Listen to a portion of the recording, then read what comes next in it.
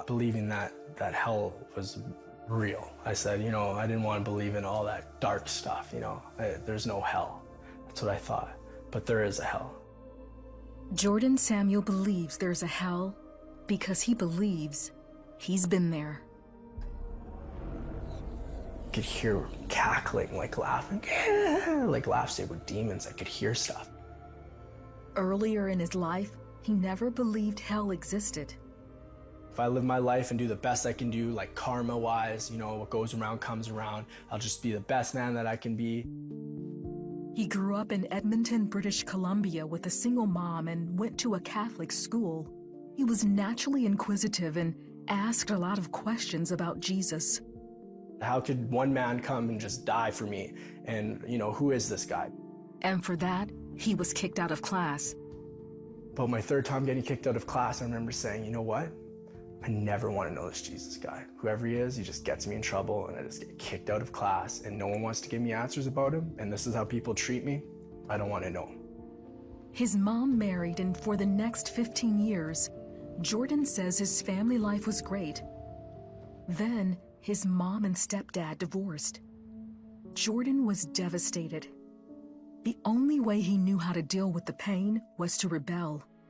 So whether that was drinking and driving with buddies and underage driving, stealing cars, and, getting stereos and having the thrill of, almost someone catching me, but not quite. For the next 4 years, Jordan continued his reckless behavior.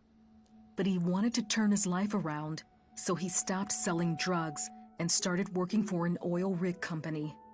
I was making really good money at a really good house. After work one day, Jordan decided to smoke some pot. He didn't know the pipe he used was laced with crack cocaine, something he had never done before. Jordan was sure he was dying.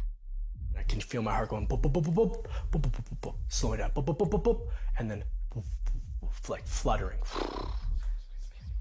Jordan believes in that moment he went to hell. All these women and all the things you think you want in the world, money, cars, success, all these things that I had, and I was driving, I was just loving it. And then all of a sudden this car broke down. All of a sudden these women turned to huge, huge demons. And it earthquaked. And I look behind me and I can hear screaming. It's all red and black. Turn around, get out of here. It sounded like people burning. People that were just burning, that couldn't find a cure or a fix to anything. It was just the worst. And I remember being afraid, gripping the steering wheel. And all of a sudden it was like, I'm back to my body in the trailer room. As Jordan was taking what he thought was his last breath, he made a declaration of faith to God. And my heart's going boom, boom, like the last beat. Not even knowing why, I just said, I believe.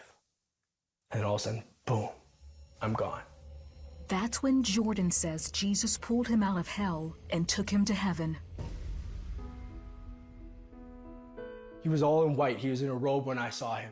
And he looked at me and he wears a crown on his head. His eyes are fierce like fire, but there is no like color, just bright looking at me. And he just is amazing. You're at his feet. You're at the Lord's feet because he's just perfect.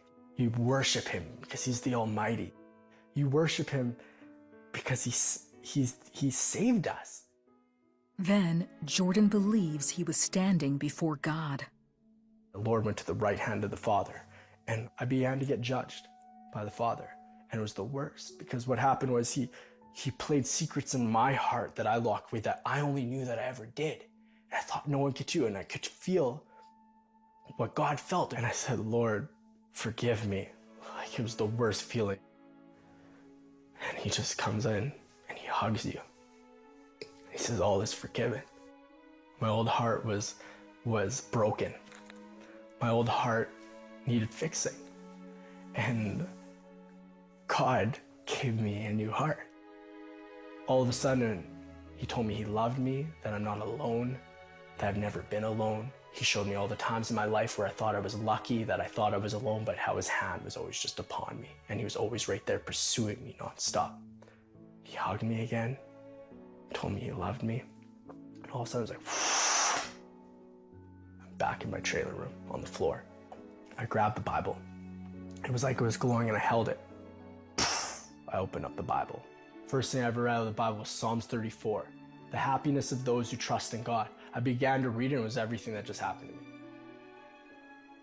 Only God can do that. Jordan shared his journey to heaven and hell with his girlfriend Danica. His voice changed, his eyes changed, his body language changed. Everything about him was new.